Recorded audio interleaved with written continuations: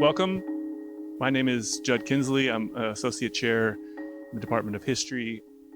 I want to welcome everybody to the History Club. The History Club, for those who don't know, meets 1 to 2 times per semester. And the idea of the History Club is essentially to showcase the work of our colleagues in the Department of History, which is why we have my colleague, Professor Emily Kalachi, here this evening. And if you're not on our mailing list, I hope that you will come away from this deciding that you want to be, and so please sign up outside. I'm happy, we talked about this a little bit at the beginning, but I'm happy that to report that today we'll be partnering with PBS Wisconsin University Place.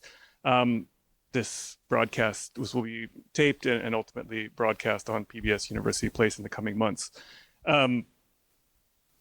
So I want to take just a brief moment to introduce my colleague, Professor Emily Kalachi, and I'm really pleased that she is joining us here today. She's a professor of African history. Her first book, Street Archives and City Life, Popular Intellectuals in Post-Colonial Tanzania, was published by Duke University Press in 2017.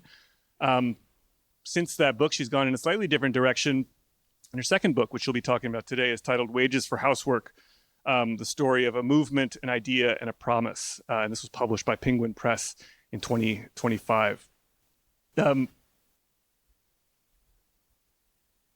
This book and Professor Kalachi have been featured widely in The Atlantic, The Guardian, The New Republic, and various kind of media outlets. And she'll be talking about this book in her presentation today. So without any further ado, I'll turn things over to Emily. Thanks.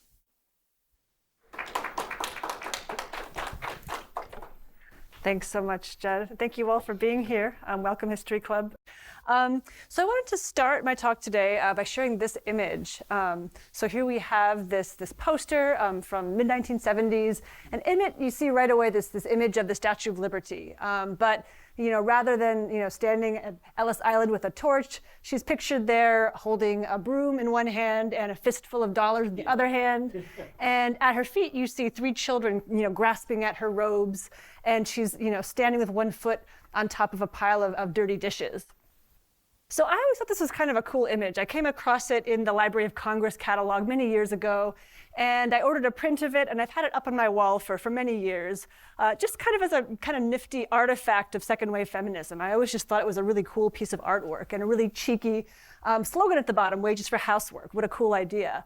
But I didn't really think much about that in any more deeper historical sense. I kind of had it as this piece of art. And I didn't think about it much, but that really changed when I became a mother for the first time some years back. And suddenly the question about housework took on a whole new set of meanings. Like many parents, I found myself working suddenly around the clock at the job that I had long done for my profession and had enjoyed compensation for. But now I had another set of tasks that took up the rest of my time caring for an infant. And yet this new job that I was doing was largely invisible to society, totally uncompensated and unrecognized. So I grew up in the 1990s. I grew up with feminism, but the kind of feminism I grew up with in mainstream 1990s America really didn't talk about housework. We talked about equality, we talked about career success and expression. But this question about housework, I think that we thought about it as this kind of relic of older generations, not something that would have affected me.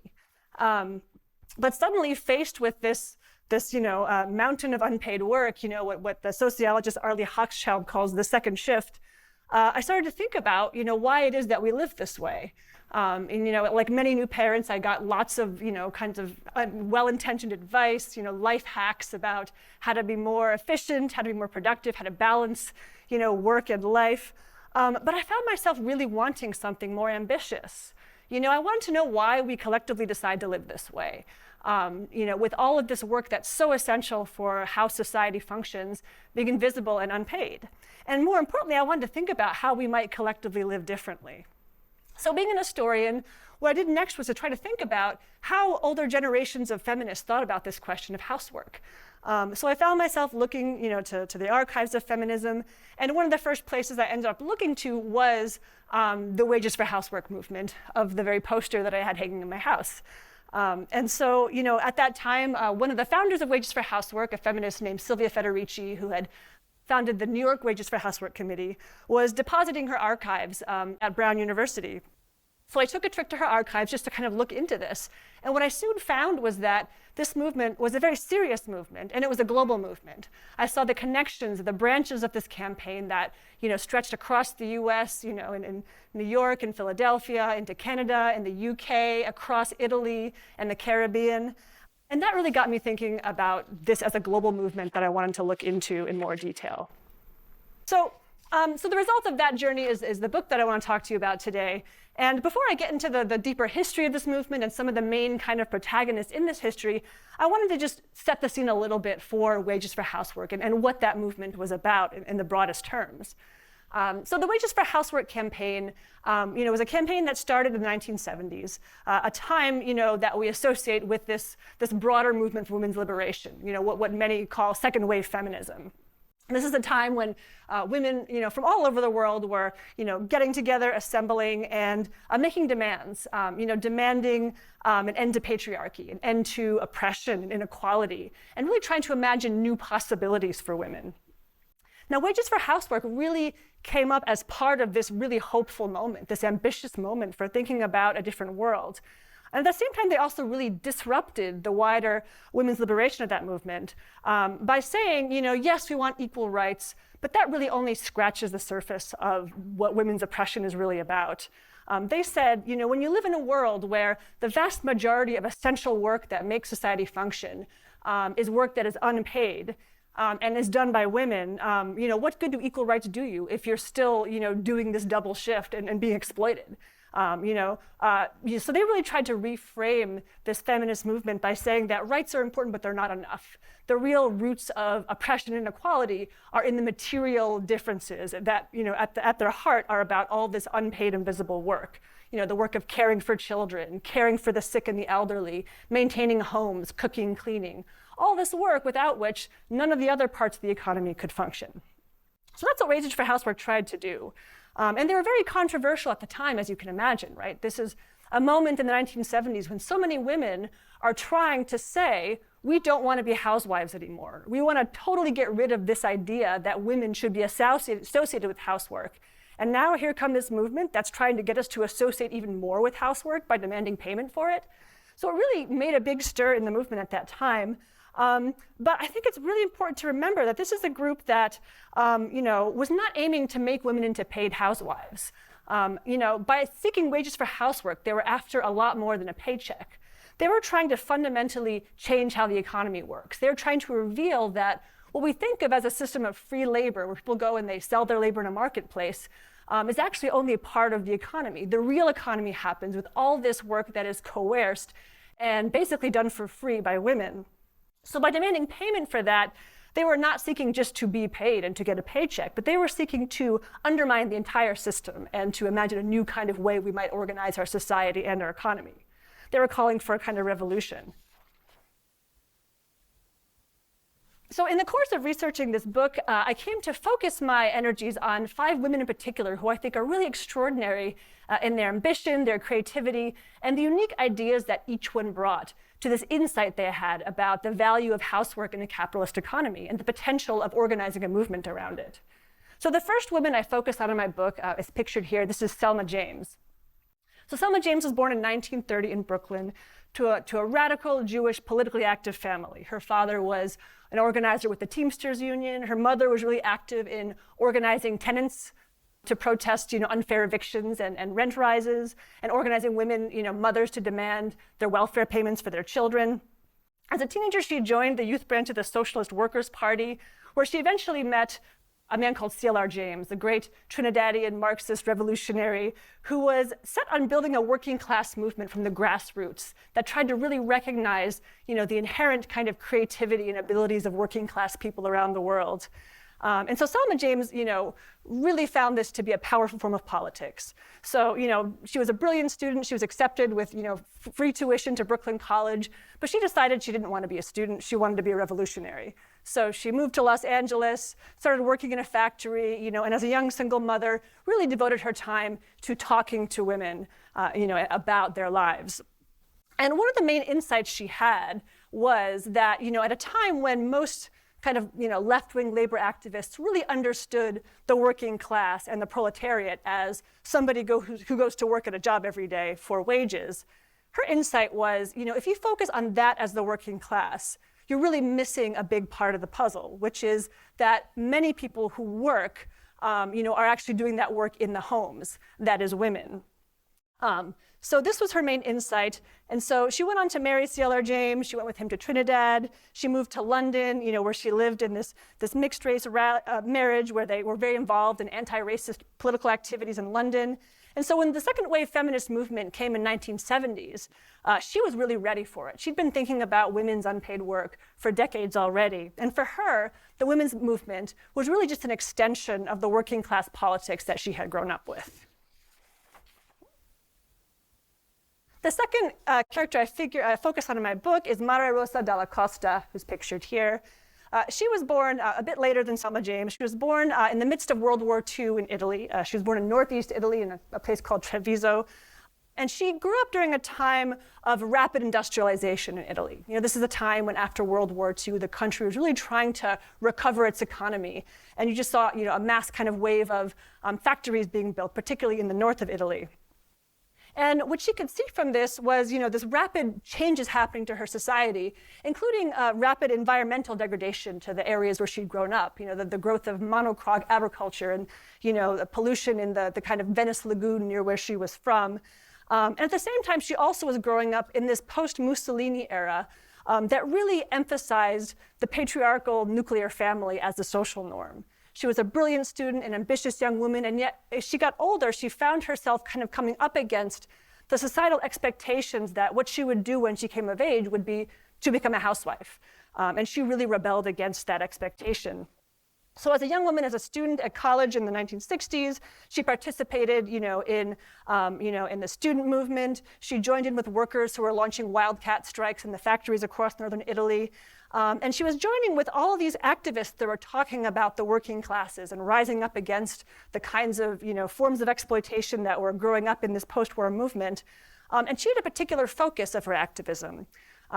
She talked about the social factory, which is the idea that, there's this critique that as industrialization really changes the lives of workers, the social factory, suggests as a concept that it's not just workers whose lives are changed by the growth of new industries, but the lives of everybody who lives in that society. Her insight was that if you're interested in workers and working class people, you can't just focus at what happens inside the factory. You have to imagine that the assembly line stretches all the way into a worker's home, where someone is there cooking for him, cleaning his clothes, caring for the environment, raising his children. So for her, thinking about that social factory, the assembly line that goes all the way into the home, that was where the real kind of struggle began. So Selma James and Maria Rosa Dalla Costa, they met in 1970, and soon after they began, speaking across, from Selma in London and Maria Rosa in Padua, by 1972, they had, basically got together and decided to launch a global movement around this issue of unpaid work, what will become known as the Wages for Housework campaign. So they started with groups, in the UK and Italy. So here we have an image of the London Wages for Housework campaign, and they had a women's center that they basically, took over as a squat in Camden Town in London in the mid-1970s. And they set up this center where women from the community could, you could see what they would see as they walked by, right? This kind of words in their window, wages for housework for all women from the state, making very clear what their demand was. And they welcomed in women of all different kinds, into the center to talk about the way that unpaid work featured into their lives. The people who started coming first were people who were, immigrant women who were fighting for their benefits from the state at a time when there was, such a great kind of anti-immigrant sentiment all around. Sex workers came in to think about how their work fit into an economy that didn't recognize it as work. They had welfare mothers fighting for their benefits. Lesbian women fighting for custody of their children against a state that was quite homophobic. So really trying to get different women from different kinds of constituencies together into this women's center to talk about what housework meant in their lives and what it would mean to mobilize across these different kinds of categories to really make a demand, of the state and really change how society works.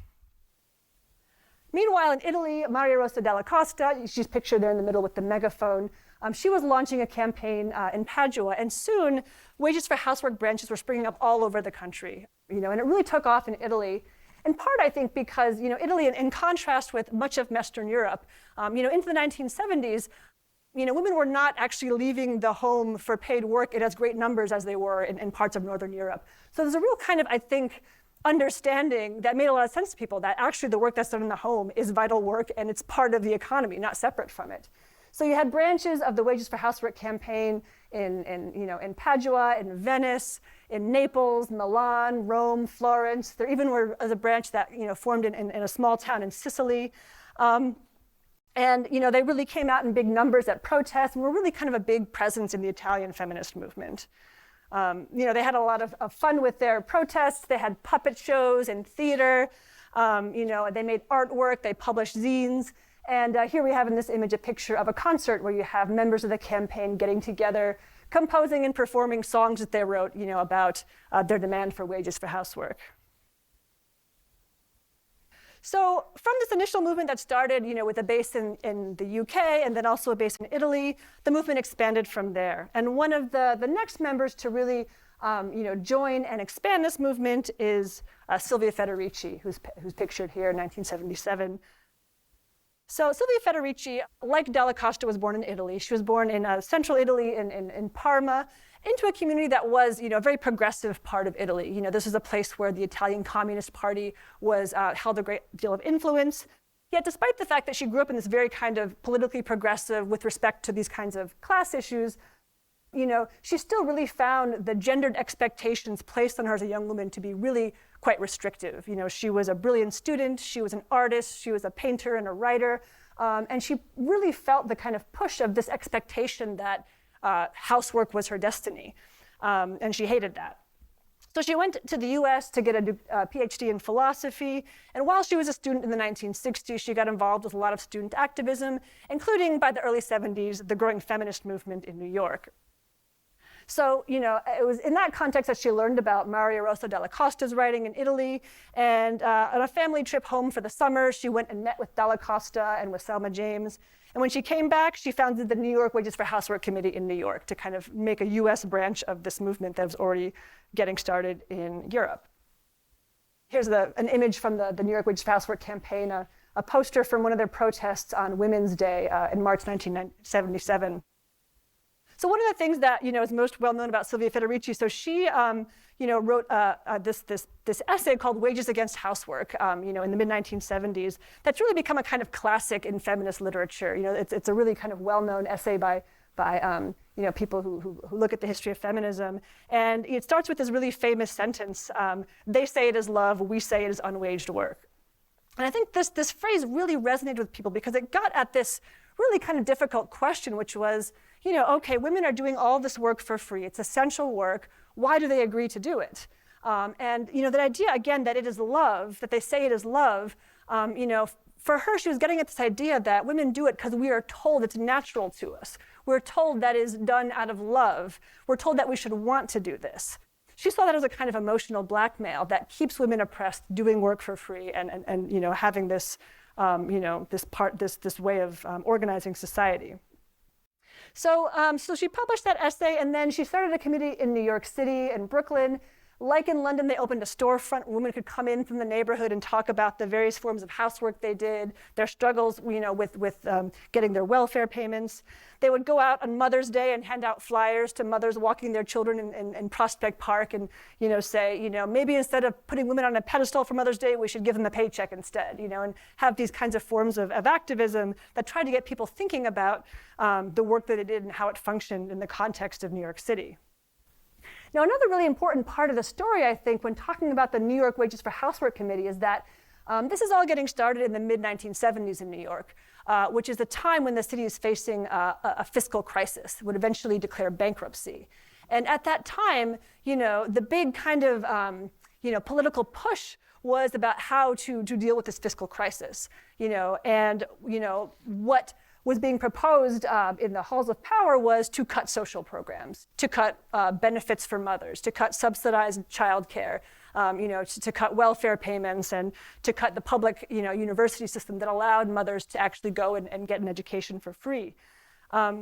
So these were all on the chopping block, and wages for housework is a really big part of protesting those cuts to government services.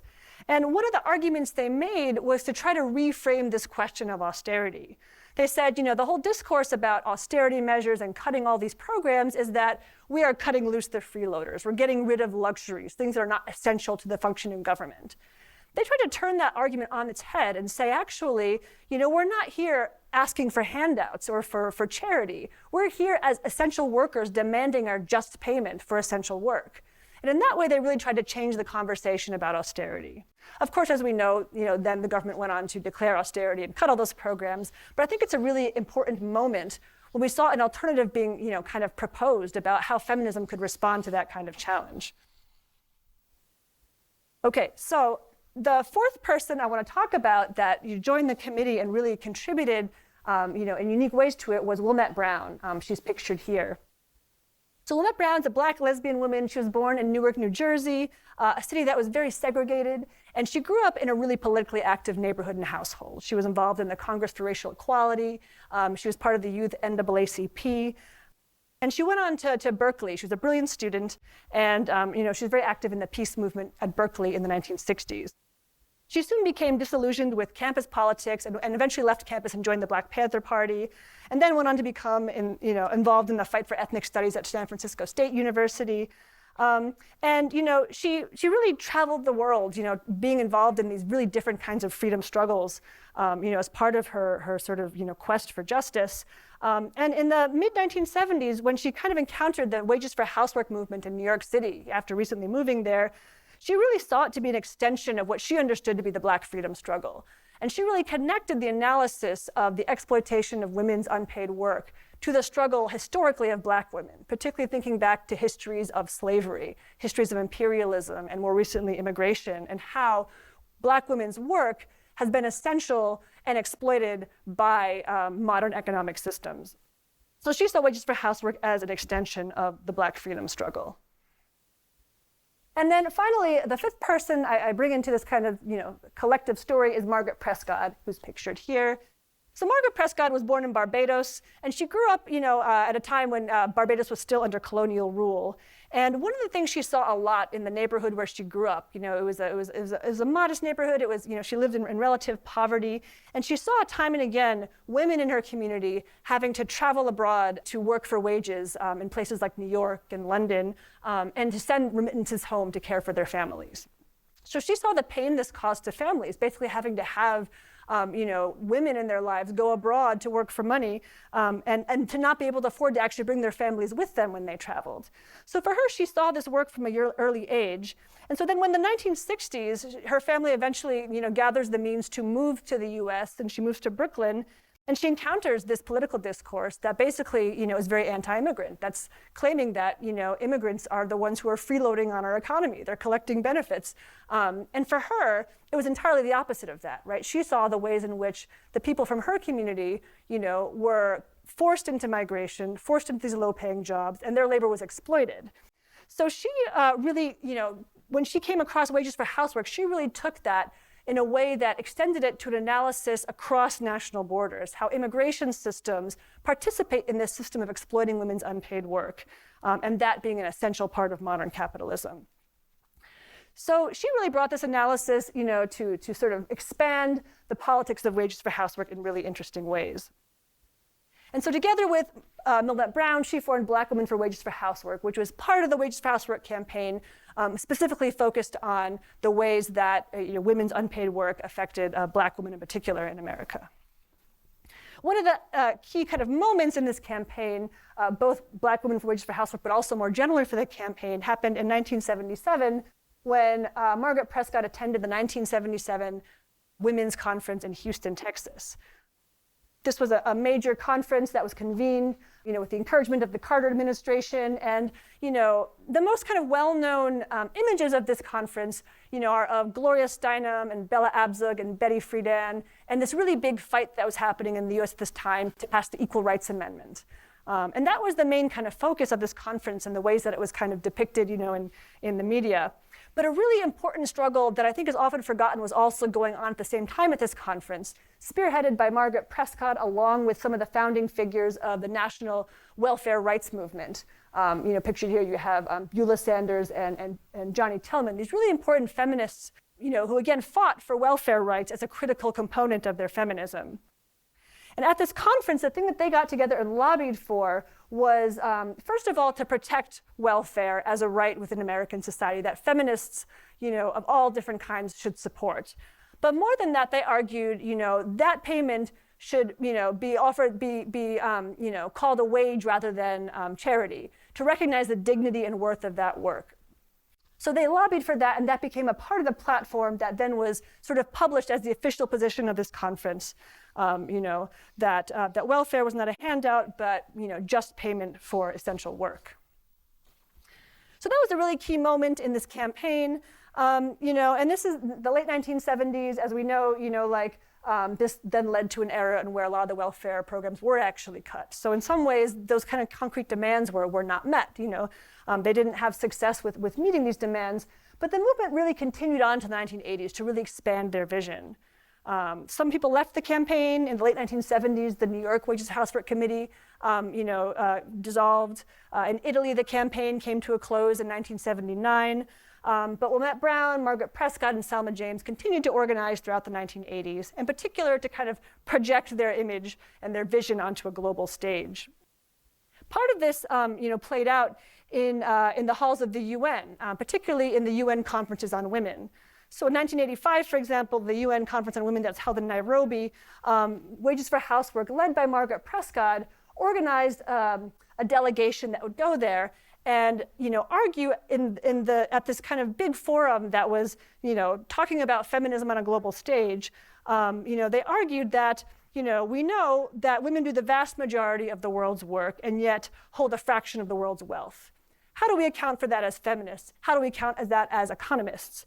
So what they called for, in a way of kind of scaling up this earlier demand of Prescott, was that they had a kind of platform that they pushed to get passed to this conference, which would call on national governments around the world to develop accounting mechanisms to count the value of women's unpaid work and to make that part of how they evaluate economies. So that was one of the places where they really kind of tried to make this demand into a global rethinking of the economy. Another direction the Wages for Housework campaign took in the 1980s is in environmentalism. So in the 1980s, you have a lot of activism around nuclear proliferation. And one of the people who really became a spokesperson for linking the nuclear threat with this issue of unpaid women's work is Wilmette Brown. And this kind of started from the 1980s when Wilmette Brown was diagnosed with cancer. And in the process of healing from cancer, she had two really important kind of insights.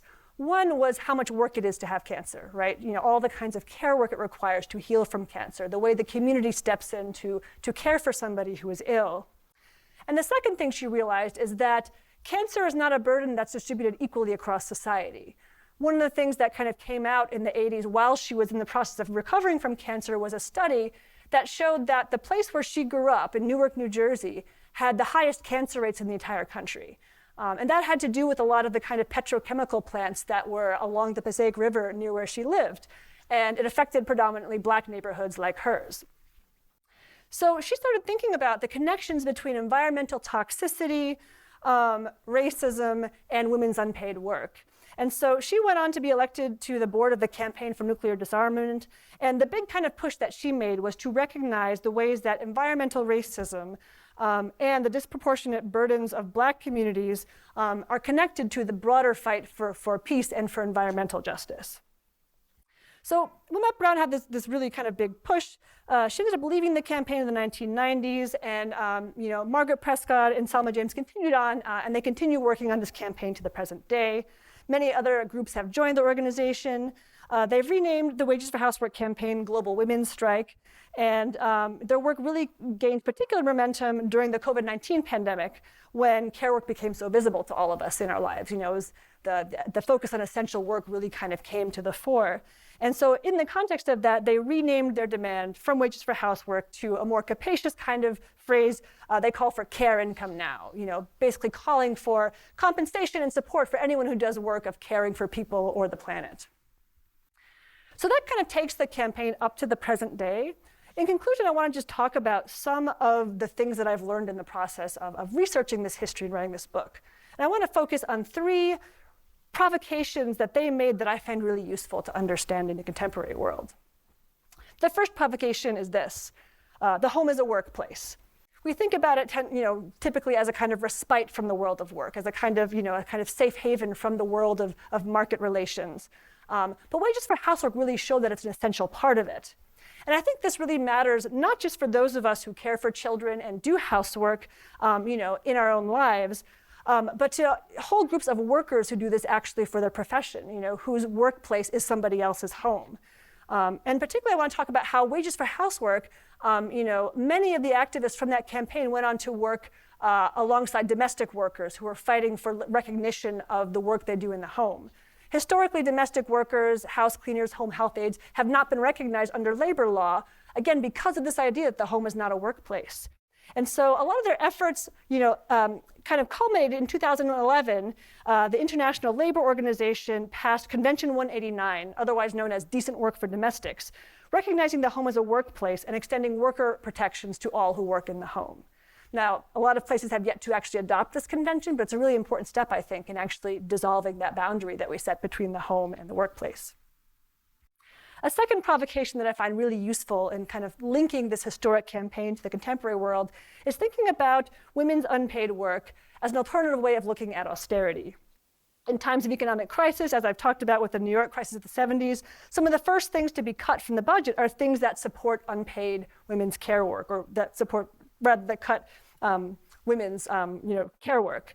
And Wages for Housework argued that cutting off social support was not just a matter of tightening the belt and trimming budgets, but a way of exploiting, coercing labor from women, a kind of form of freeloading on the work of women. And I want to just read to you a quotation from a Wages for Housework activist named Andaye. She was from Guyana, and she founded a Wages for Housework branch in Guyana in the 1980s.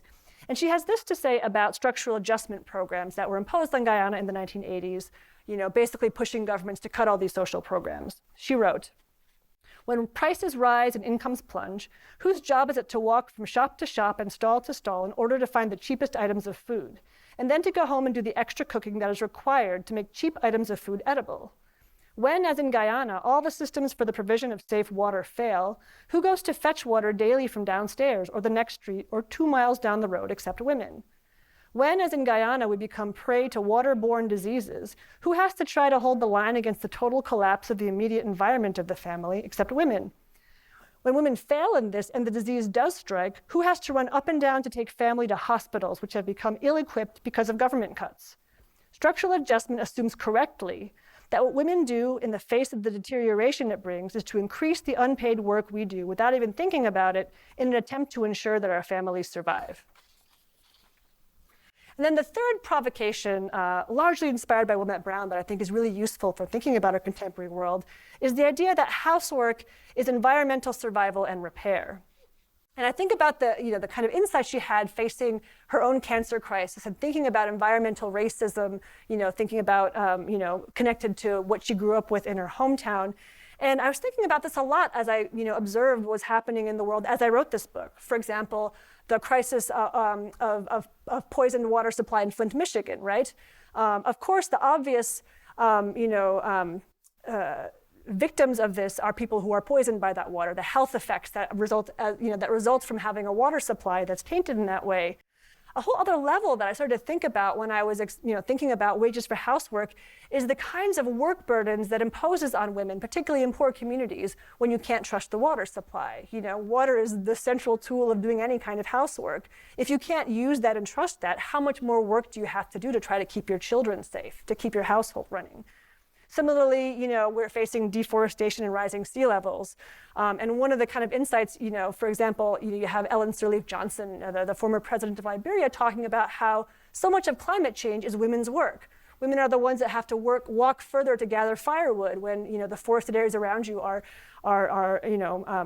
cut down, who have to deal with water supply issues when rising sea levels and the safety of water is threatened. So to what extent is climate change connected to women's unpaid work? And how might that change how we think about environmental justice in that context? So these are just some of the lessons I learned from the Wages for Housework movement and its history. And so just in conclusion, Wages for Housework was a really powerful way for me to think about what I was facing in my own life as an individual, dealing with new forms of work, new forms of community as I became a mother for the first time. But really, as I learned about this history, it also made me think about some of the pressing challenges that are facing our world as a whole. And that was really what's so powerful to me about studying this history. So thank you so much for listening, and I really appreciate your time.